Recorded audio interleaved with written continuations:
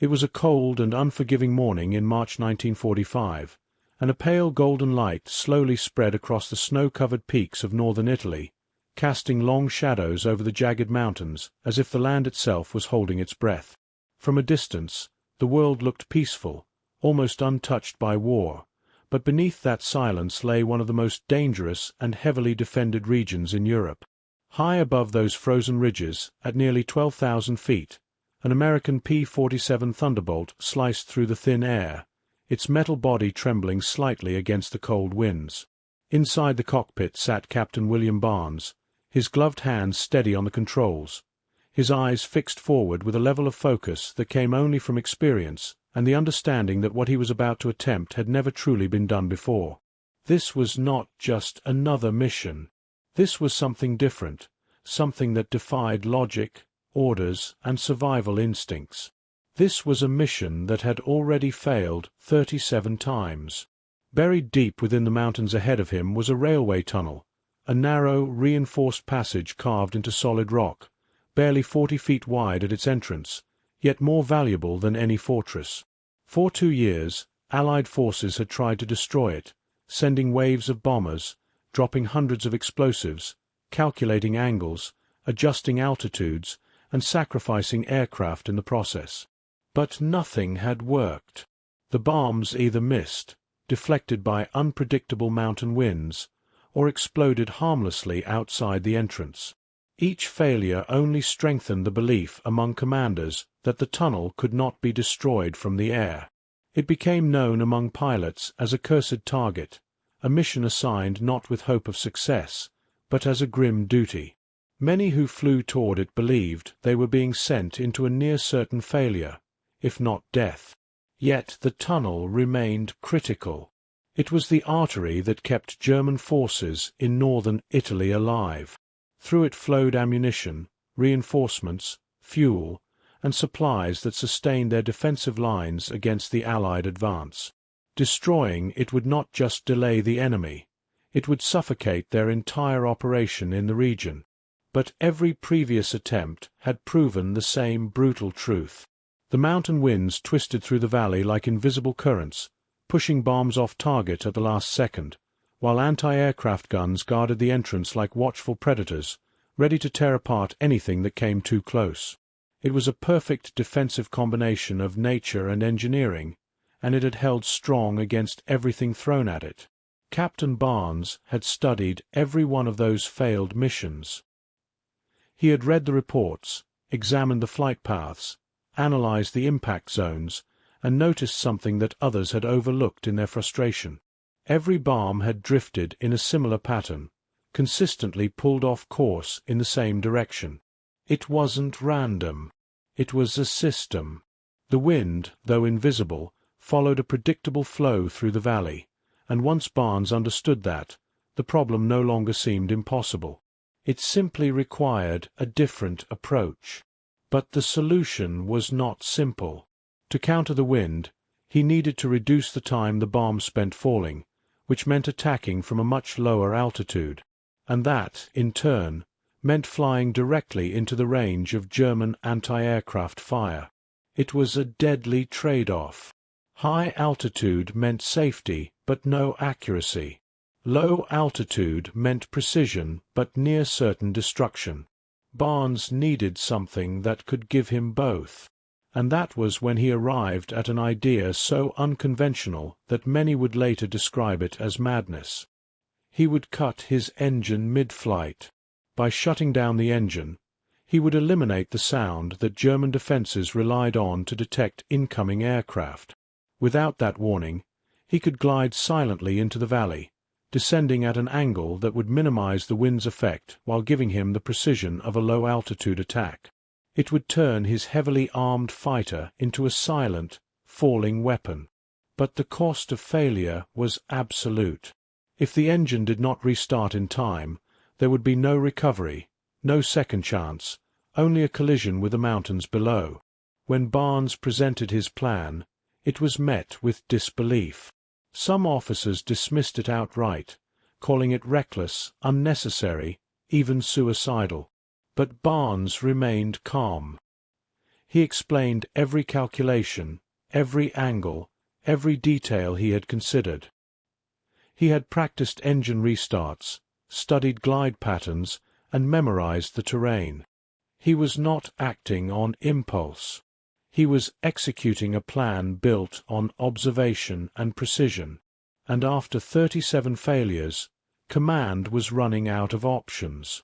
Reluctantly, they approved the mission, knowing that even a slim chance was better than none. On the morning of March 15, 1945, Barnes took off, the roar of his engine echoing across the airfield as he climbed steadily into the sky.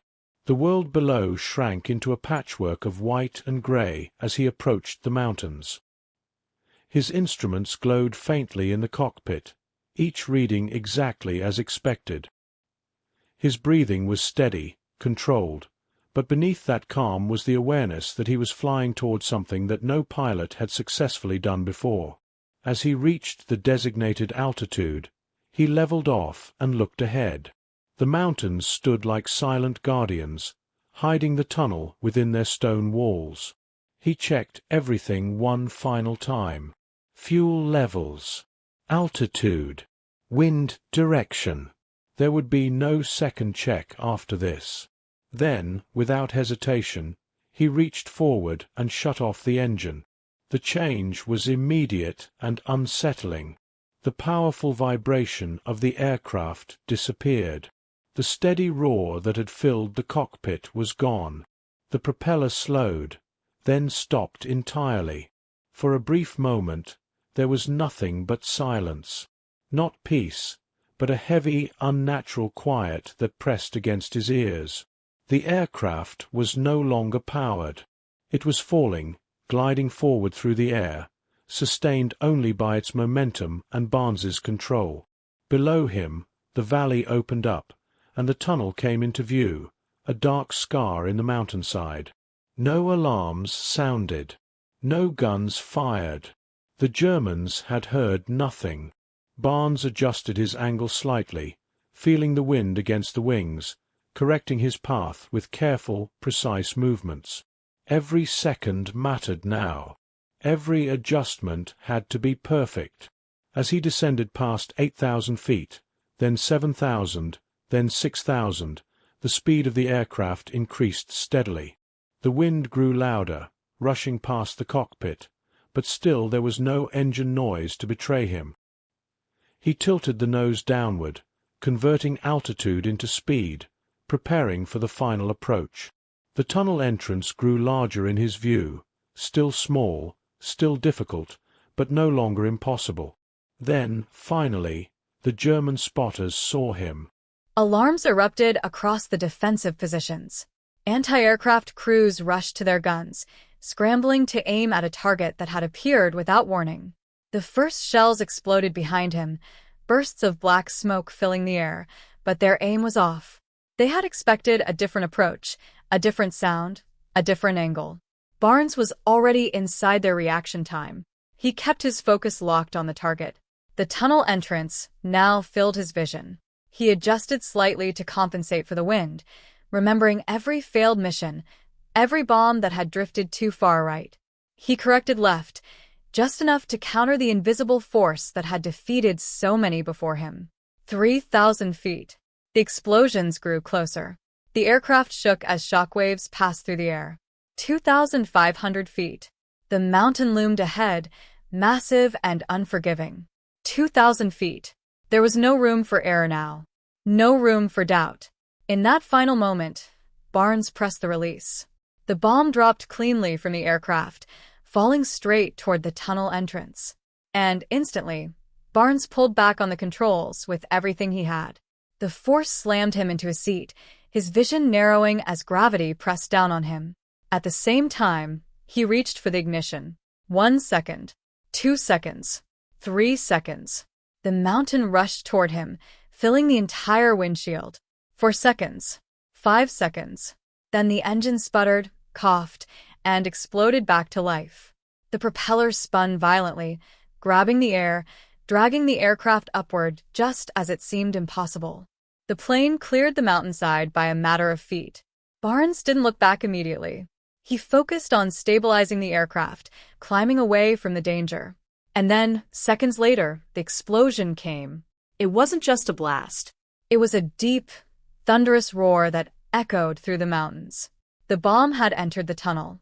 The explosion collapsed a massive section of it, sealing it shut with tons of rock and debris. Smoke and dust poured from the entrance, rising into the sky as the sound rolled across the valley. For the first time in 2 years, the tunnel was no longer operational. The mission that had been meant to fail had succeeded. In the days that followed, reconnaissance confirmed the results. The tunnel was blocked beyond immediate repair. German supply lines in the region were disrupted, their defensive capabilities weakened at a critical moment in the war.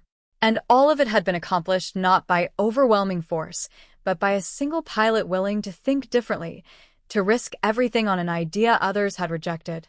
Barnes returned safely, his aircraft damaged but intact, his mission complete. He did not celebrate wildly. He simply understood what had happened. Sometimes, the impossible is not truly impossible. It only waits for someone willing to approach it from a new angle. And that is what makes this story more than just a mission. It is a reminder that history is not only shaped by strength or numbers, but by decisions, by courage, and by the willingness to challenge what everyone else accepts as failure.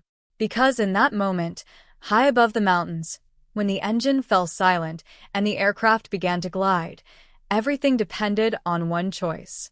If you find stories like this powerful, the kind that reveal the hidden moments of World War II that most people never hear about, make sure to subscribe to WW2 Forgotten Paths, like this video, and share your thoughts in the comments. Would you have had the courage to shut off your engine and trust a plan that no one believed in? Because there are still many forgotten missions, many untold stories, and the next one might be even more unbelievable than this.